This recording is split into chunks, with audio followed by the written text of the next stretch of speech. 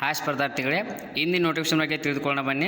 ಹಿಂದಿನ ನೋಟಿಫಿಕೇಶನ್ ಏನಪ್ಪ ಅಂದರೆ ಇಂಡಿಯನ್ ಎಕ್ಸಾಮ್ ಬ್ಯಾಂಕ್ನಲ್ಲಿ ಖಾಲಿ ಇರುವಂಥ ಹುದ್ದೆಗಳ ಬಗ್ಗೆ ನೋಡೋಣ. ಈ ಖಾಲಿ ಇರೋ ಹುದ್ದೆಗಳ ಬಗ್ಗೆ ನೋಡೋಕ್ಕಿಂತ ಇನ್ನೂ ಯಾರು ನನ್ನ ಚಾನಲ್ಗೆ ಸಬ್ಸ್ಕ್ರೈಬ್ ಆಗಿಲ್ಲ ದಯವಿಟ್ಟು ಸಬ್ಸ್ಕ್ರೈಬ್ ಮಾಡಿಕೊಳ್ಳಿ.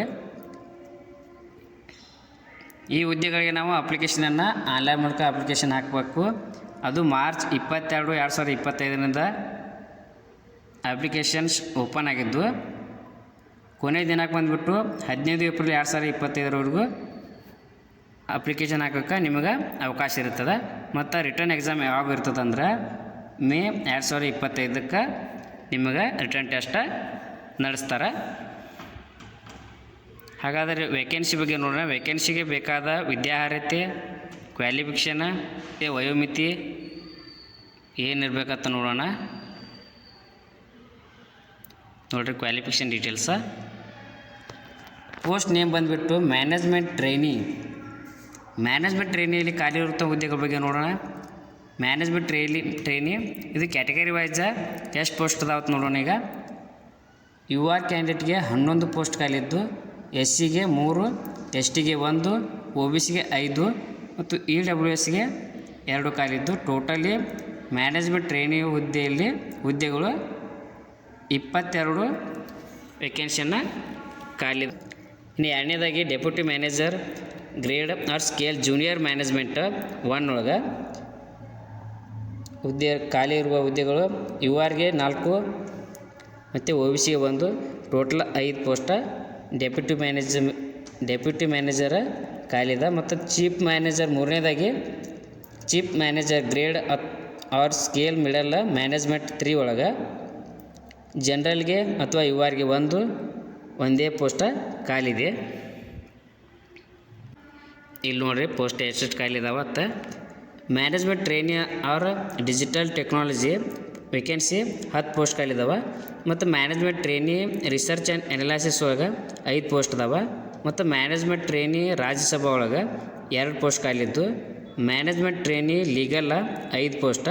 ಮತ್ತು deputy manager legal grade or scale junior management first ಇದರಲ್ಲಿ 4 ವೇಕೆನ್ಸಿ ಖಾಲಿದಾವೆ. ಮತ್ತು ಇನ್ನು deputy complaints officer grade or scale junior management first ಒಂದು ಜಾಬ್ ಖಾಲಿ ಐತಿ, 1 ವೇಕೆನ್ಸಿ. ಮತ್ತು chief manager complimentation officer grade or scale middle management 3 ಒಳಗೆ 1 ಪೋಸ್ಟ್ ಖಾಲಿ ಐತಿ. ಕ್ವಾಲಿಫಿಕೇಷನ್ ಬಗ್ಗೆ ನೋಡೋಣ. ಈಗ ಕ್ವಾಲಿಫಿಕೇಷನ್ ಯಾವ ಹುದ್ದೆಗೆ ಯಾವ ರೀತಿ ಕ್ವಾಲಿಫಿಕೇಷನ್ ಅವಶ್ಯಕತೆಯಾಗಿತ್ತು ನೋಡೋಣ. Management trainee digital technology minimum 60% ಮಾರ್ಕ್ಸಿನ ಆರ್ ಈಕ್ವಲೆಂಟ್ ಗ್ರೇಡ್ BE ಒಳಗೆ ಅಥವಾ BTech ಒಳಗೆ ಡಿಗ್ರಿಯನ್ನು ಕಂಪ್ಯೂಟರ್ ಸೈನ್ಸ ಮತ್ತು ಅಥವಾ ಇನ್ಫಾರ್ಮೇಷನ್ ಟೆಕ್ನಾಲಜಿ ಒಳಗೆ ಅಥವಾ ಎಲೆಕ್ಟ್ರಾನಿಕ್ಸ್ ಆ್ಯಂಡ್ ಕಮ್ಯುನಿಕೇಷನ್ ಅಥವಾ 60% ಮಾರ್ಕ್ಸ ಎರಡರಾಗೂ ತೊಗೊಂಡು ಪಾಸ್ ಆಗಿರ್ಬೇಕು.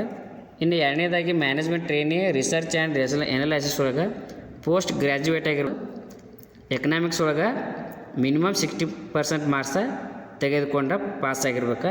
ಇನ್ನು ಮೂರನೇದಾಗಿ ಮ್ಯಾನೇಜ್ಮೆಂಟ್ ಟ್ರೈನಿ ರಾಜ್ಯಸಭಾ ಒಳಗೆ ಮಿನಿಮಮ್ 60% ತೊಗೊಂಡು ಪಾಸಾದ ಅಭ್ಯರ್ಥಿ ಇರಬೇಕು.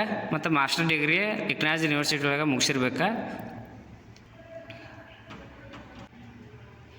ಇನ್ನು management trainee legal graduate degree in law ಅಥವಾ LLB ಅಥವಾ LLB ಒಳಗೆ ಮಿನಿಮಮ್ 60% ಮಾರ್ಕ್ಸ್ ತೊಗೊಂಡು ಅವರು ಪಾಸಾದ ಅಭ್ಯರ್ಥಿ ಮಾತ್ರ ಈ ಹುದ್ದೆಗೆ ಅಪ್ಲಿಕೇಶನನ್ನು ಹಾಕ್ಬೋದು. ಇನ್ನು ನಾಲ್ಕನೇದಾಗಿ ಡೆಪ್ಯೂಟಿ ಮ್ಯಾನೇಜರ್ ಲೀಗಲ್ ಇದು ಗ್ರ್ಯಾಜುಯೇಟ್ LLB ಅಥವಾ ಇದು ಸೇಮ್ ಕ್ವಾಲಿಫಿಕೇಷನ್ ಇರೋದು 60% ತೊಗೊಂಡ ಅಭ್ಯರ್ಥಿಯು ಪಾಸಾಗಿರ್ಬೇಕು. ಮತ್ತು ಪೋಸ್ಟ್ ವೈಸ್ 1 ಇಯರ್ಸ್ ಎಕ್ಸ್ಪೀರಿಯೆನ್ಸನ್ನು ಅಭ್ಯರ್ಥಿ ಹೊಂದಿರಬೇಕು. ಇನ್ನು ಡೆಪ್ಯೂಟಿ ಕಂಪ್ಲೇಂಟ್ಸ್ ಆಫೀಸರ ಇದು associate membership AACS of ICSI regular graduation minimum 60% ತೊಗೊಂಡು ಪಾಸ್ ಆಗಿರ್ಬೇಕು. ಇಲ್ಲಿ 1 ವರ್ಷದ ಎಕ್ಸ್ಪೀರಿಯೆನ್ಸನ್ನು ಅಭ್ಯರ್ಥಿ ಹೊಂದಿರಬೇಕು ICSI ಒಳಗೆ ಮೆಂಬರ್ಶಿಪ್ ಆದ್ಮ್ಯಾಗ.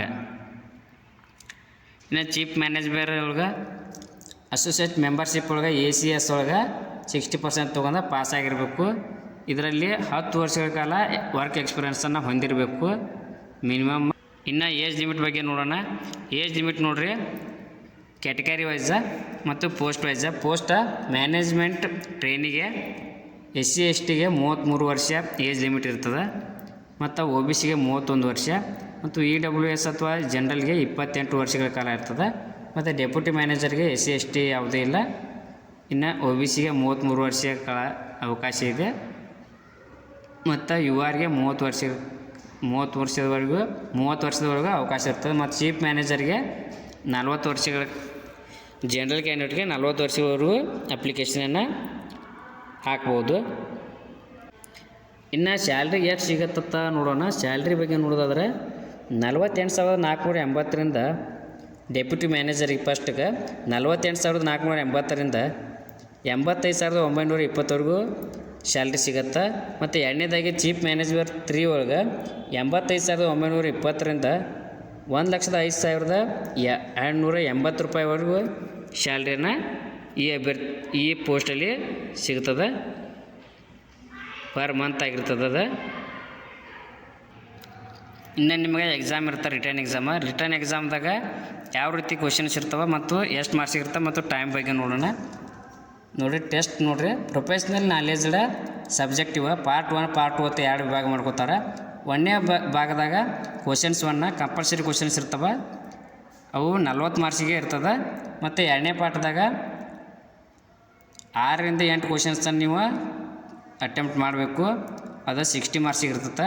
ಟೋಟಲ್ ಮಾರ್ಕ್ಸ 100 ಮಾರ್ಕ್ಸ್ ಆದರೆ ಟೈಮಿಂಗ್ ಬಂದುಬಿಟ್ಟು 2 ತಾಸು 30 ನಿಮಿಷ ಟೈಮಿಂಗನ್ನು ಕೊಟ್ಟಿರ್ತಾರೆ. ಇನ್ನು ಅಪ್ಲಿಕೇಶನ್ ಯಾವ ರೀತಿ ಹಾಕ್ಬೇಕಂದ್ರೆ ನಾವು ಅಪ್ಲಿಕೇಶನ್ನ ಮಾರ್ಚ್ 22, 2022ರಿಂದ ಏಪ್ರಿಲ್ 15ರವರೆಗೂ ಅವಕಾಶ ಇರ್ತದೆ. ನೀವು ಅಪ್ಲಿಕೇಶನ್ ಫೀಯನ್ನು bank transaction charges of online payment applications fees, institution charges ಯಾವ ಬೋರ್ನೆ ಕ್ಯಾಂಡಿಡೇಟ ಅಪ್ಲಿಕೇಶನನ್ನು ಆನ್ಲೈನ್ ಅಪ್ಲಿಕೇಶನ್ ಆಗಿರ್ತದೆ. ವೆಬ್ಸೈಟಿಗೆ ಹೋಗಿ ನೀವು ಅಪ್ಲಿಕೇಶನನ್ನು ಹಾಕಬೇಕು. ಅದು ಕೊನೆಯ ದಿನಾಂಕ ಬಂದುಬಿಟ್ಟು ಏಪ್ರಿಲ್ 15, 2025 ಕೊನೆಯ ದಿನಾಂಕಾಗಿದೆ. Thank you. ಇನ್ನೂ ಯಾರು ನನ್ನ ಚಾನಲ್ಗೆ ಸಬ್ಸ್ಕ್ರೈಬ್ ಆಗಿಲ್ಲ ದಯವಿಟ್ಟು ಸಬ್ಸ್ಕ್ರೈಬ್ ಮಾಡಿಕೊಳ್ಳಿ. ಮುಂದೆ ಯಾವುದೇ ಜಾಬ್ ಬಗ್ಗೆ ನಾನು ತಿಳಿಸಿದಾಗ ನಿಮಗೆ ನೋಟಿಫಿಕೇಷನ್ ಮೂಲಕ ತಿಳಿದು ಬರುತ್ತದೆ.